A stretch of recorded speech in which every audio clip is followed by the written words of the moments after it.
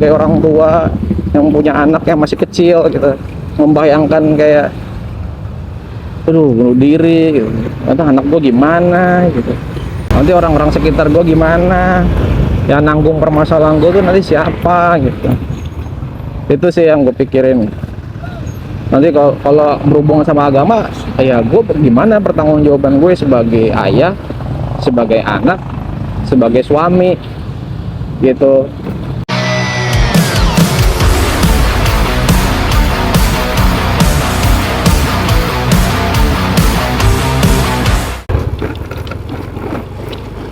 Hai guys, assalamualaikum.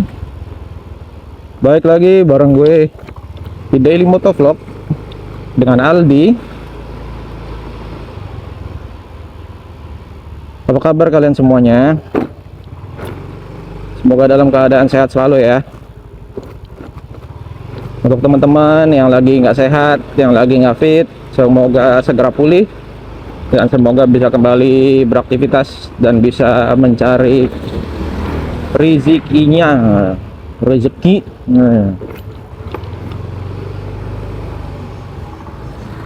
Sekarang gue lagi dalam perjalanan menuju klinik tempat gue praktek, karena hari ini hari waktunya gue praktek sore. Dan untuk teman-teman, gue ngucapin terima kasih banyak yang selalu mendukung gue, yang selalu menonton. Terima kasih feedbacknya, terima kasih untuk like-nya, terima kasih untuk komennya, terima kasih masukan-masukan yang suportif, dan tentu aja untuk teman-teman yang sudah subscribe, gue ucapin terima kasih banyak karena kalian menjadi motivasi gue, menjadi dorongan dan semangat untuk terus bikin konten motoran sambil ngobrolin kesehatan dan area-area yang berhubungan sama kesehatan.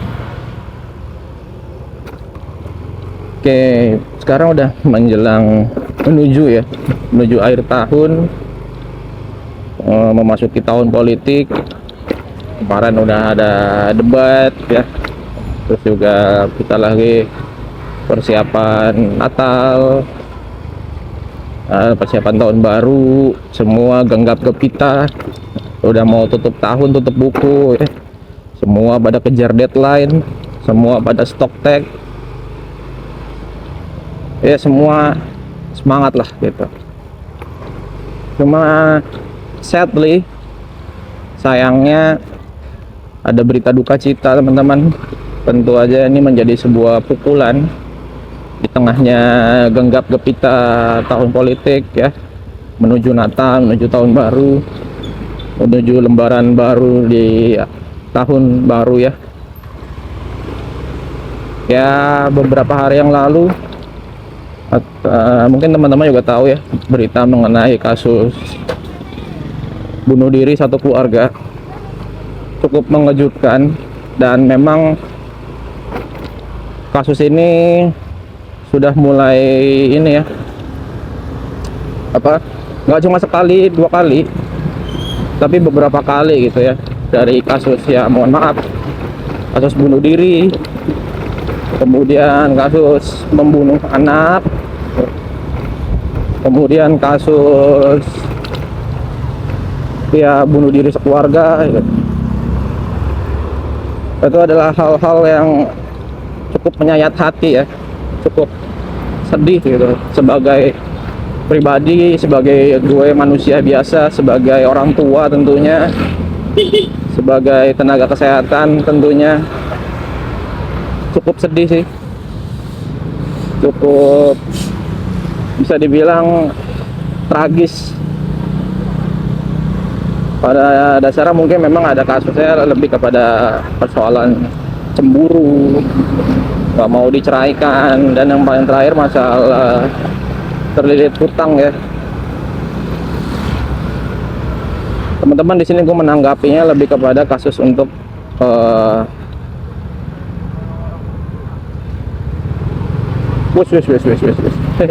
lagi nyoba belajar, ya udah jangan dimarahin. Ya lebih menekankan kepada permasalahan mental health di sini. Ya, di sini udah masuk ke dalam kasus mental health karena sudah percobaan bunuh diri, bukan percobaan lagi, bahkan sudah bunuh diri sekeluarga.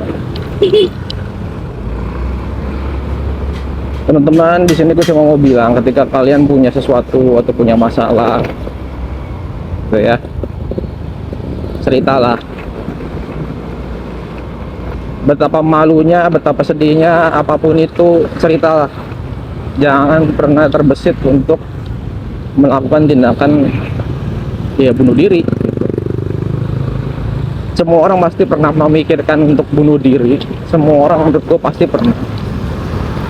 Tapi untuk orang-orang dewasa ya menurut gue insya Allah anak-anak ya itu kekhawatiran gue, makanya anak-anak sudah mulai ada berita-beritanya kasus bunuh diri, itu yang gue takutin gitu.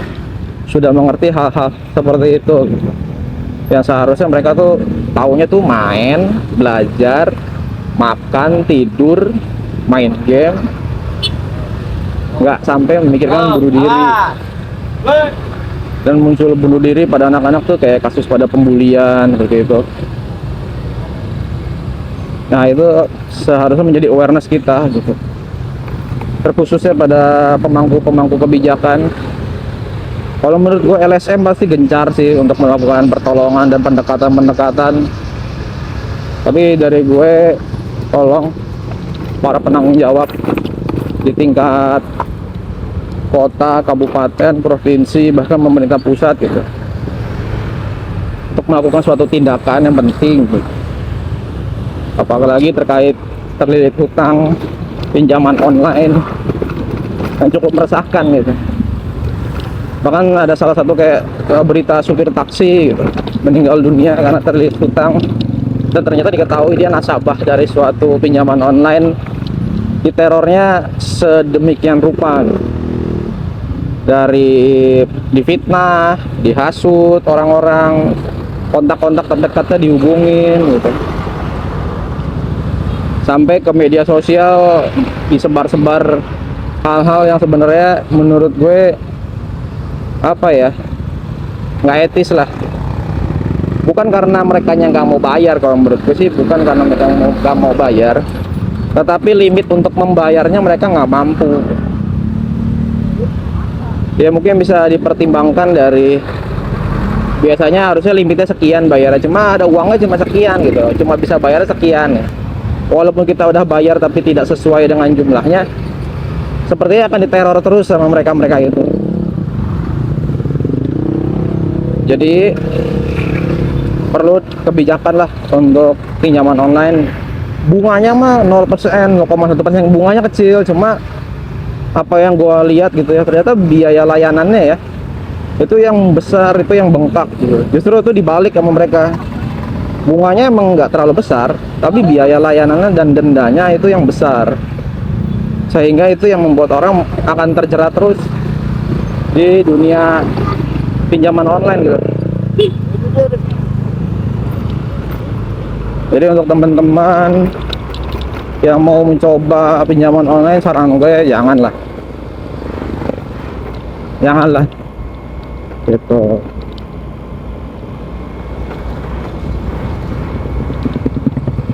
Kalau menurut gue sih jangan. Pinjaman online tuh ya pasir hisap gitu ya, keluarnya susah.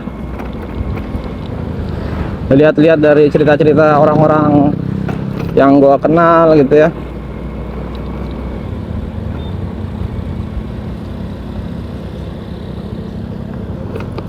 jadi teman-teman ketika ada permasalahan seperti itu, tolong segera cari pertolongan, cari bantuan, ceritalah ke orang-orang sekitar kalian, orang-orang yang kalian percaya.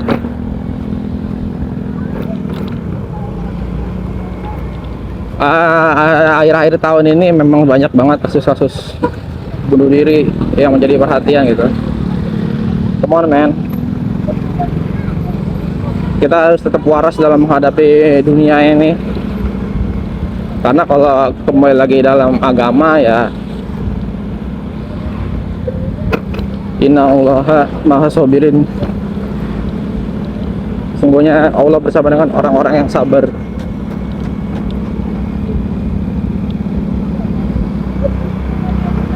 Jadi teman-teman, jangan ya,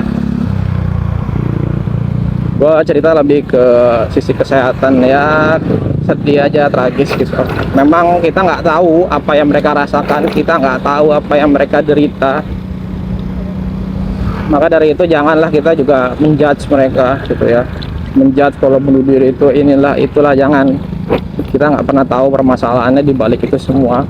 Memang bunuh diri itu tidak dibenarkan, tetapi kita juga tidak boleh menghakimi mereka terkait bunuh diri ini. Sudah tidak ada, mereka juga pun sudah tidak ada. Cuma yang perlu kita pelajari, yang perlu kita pahami adalah jangan sampai hal-hal ini terjadi di dekat-dekat kita, di sekitar kita, di lingkungan keluarga kita. Jangan sampai terjadi gitu. Sekiranya kalau keluarga Anda atau keluarga teman-teman ada sesuatu hal yang mencurigakan, tertutup, nggak mau banyak cerita, ada sesuatu gitu, cobalah untuk berkomunikasi gitu. Cobalah ajak bicara, ajak ngobrol gitu ya. Jadi semangat teman-teman. Gue cuma mau bilang untuk teman-teman yang sedang mengalami hal-hal yang sama seperti ini, gue cuma bisa bilang semangat. Lu nggak sendirian. Kalau mau lu cari motivator orang-orang yang gagal bayar di aplikasi pinjaman online. Sebenarnya pinjaman online gagal bayar itu tidak dibenarkan kalau gue pribadi. Karena pada hakikatnya utang itu kan adalah hal yang harus kita lunasi ya. Tapi untuk menyelesaikan hal-hal tersebut ya butuh komunikasi yang baik. Semoga teman-teman segera mendapatkan penyelesaiannya. Semoga segera selesai permasalahannya.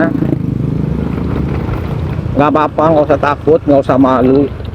Terima kenyataan bahwa memang hidup seperti ini. Gue yakin pasti Allah tuh punya rencana buat kita semua. Pada suatu hari nanti akan ditunjukkan jalan yang baik untuk kita. Tinggal gimana kita untuk kembali aja bertobat dan berikhtiar. Wah, agamis banget gue ya. Agamis banget. Ya karena menurut gue cukup terpukul ya dengar berita kayak gitu. Aduh, sebagai orang tua yang punya anak yang masih kecil gitu, membayangkan kayak aduh bunuh diri gitu. Atau anak gue gimana gitu. Nanti orang-orang sekitar gue gimana, yang nanggung permasalahan gue tuh nanti siapa gitu. Itu sih yang gue pikirin. Nanti kalau berhubungan sama agama, ya gue gimana pertanggungjawaban gue sebagai ayah, sebagai anak, sebagai suami gitu. Ya itu muhasabah buat gue juga sih. Pengingat sebagai gue seorang laki-laki, sebagai penanggung jawab dunia dan akhirat keluarga gue. Macet sekali ini akhir pekan. Jadi gitu ya teman-teman. Dari gue tetap semangat, jangan pernah menyerah. Ingat, semua pasti punya alasannya, semua pasti ada jalannya. Jangan pernah menyerah, tetap hadapin. Gak apa-apa kalau emang punya pinjol ya sudah, belum bisa bayar ya sudah, diteror ya sudah, nggak apa-apa. Toh mereka tidak akan sampai hal-hal yang aneh-aneh gitu. Dengar cerita yang memang ada yang aneh, kadang sosial medianya lah diserang, terus ada yang mesen Gojek nggak jelas lah gitu. Itu kalau lo merasa terancam kayak gitu, lo lapor polisi bro. Itu lapor polisi bro. Itu udah penipuan. Itu udah penipuan sih, sampai Gojek order fiktif tuh penipuan. Itu ya. Dan semoga untuk pemerintah khususnya harus bisa menanggulangi masalah pinjaman online ini. Yang terakhir gue baca berita tuh Indonesia tuh udah punya berapa miliar, 150 miliaran gitu deh pinjaman online orang-orang yang gagal bayar gitu. Pokoknya totalnya setahu gue, koreksi kalau gue salah, gue lupa soalnya 2 bulan yang lalu atau 3 bulan lalu gitu gue baca beritanya. Tapi satu hal yang pasti, semangat aja, berjuang gitu. Berusaha semua pasti ada urusannya, ada jalannya gitu. Oke, mungkin itu aja cerita hari ini yang berhubungan dengan mental health. Harus sekali lakukan adalah mencari pertolongan ya. Terima kasih buat teman-teman yang udah like, comment, share, dan subscribe.